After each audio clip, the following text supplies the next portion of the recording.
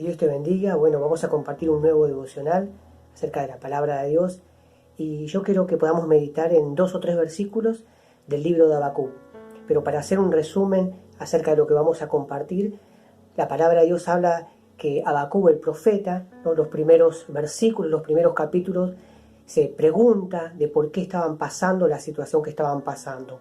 Había mucho dolor, había mucha idolatría, había realmente mucha perversión, había mucha maldad, los pobres eran oprimidos, estaban pasando por una situación difícil. Aún el ejército de Babilonia estaba por llegar a la tierra de Judá.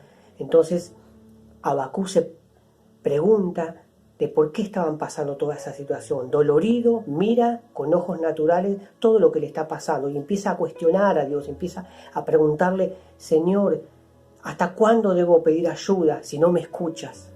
¿No? Y cuántas veces pasamos nosotros situaciones difíciles, dolores, angustias, cosas que no entendemos, pero la palabra de Dios nos inspira a poder buscar a Dios, a poner nuestra mirada en Dios.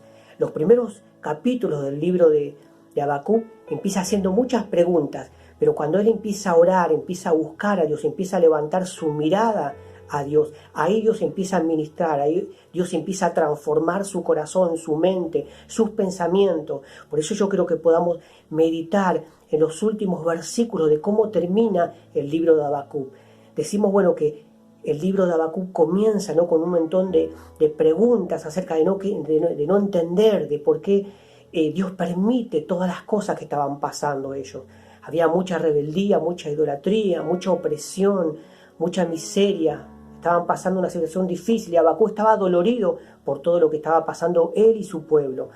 Pero cuando empieza a buscar a Dios, cuando empieza a levantar su mirada a Dios, cuando empieza a orar, a clamar a Dios, ahí empieza a encontrar respuestas en Dios. Ahí Dios empieza a transformar su mente, cambia sus pensamientos. Y fíjense cómo termina los últimos versículos del libro de Habacuc. Habacuc 3, 17 al 19, yo quiero que podamos compartir esto. Dice la palabra de Dios: aunque la higuera no florezcan y no haya uvas en las vides, aunque se pierda la cosecha de oliva y los campos queden vacíos y no den frutos, aunque los rebaños mueran en los campos y los establos estén vacíos, aún así me alegraré en el Señor, me gozaré en el Dios de mi salvación. El Señor soberano es mi fuerza. Él me da pie firme como el venado, capaz de pisar sobre las alturas. Ahí vemos cómo relata la palabra de Dios en el libro de Habacuc. Él empieza cuestionando toda la situación, con dolor, con angustia, no entendiendo las cosas que están pasando. Pero cuando empieza a levantar su mirada a Dios, cuando empieza a buscar respuesta delante de la presencia de Dios, cuando empieza a orar, ahí Dios transforma su mente, su corazón, y ya no está triste, ya no está preocupado, ya no se está preguntando de por qué le pasan las cosas, sino que hace una declaración firme de confianza en Dios. Lo que está diciendo acá el profeta Habacuc en estos últimos versículos, el profeta está diciendo: aunque mi trabajo sea en vano, y aún las cosas no me salgan bien, y mi economía esté en el peor momento, aunque mi temporada sea mala y aún las cosas realmente no me salgan como yo quiero, aún así hay una alegría que desborda mi corazón, hay una fuerza que viene de Dios, es un gozo que borra toda mi aflicción, me hace estar firme.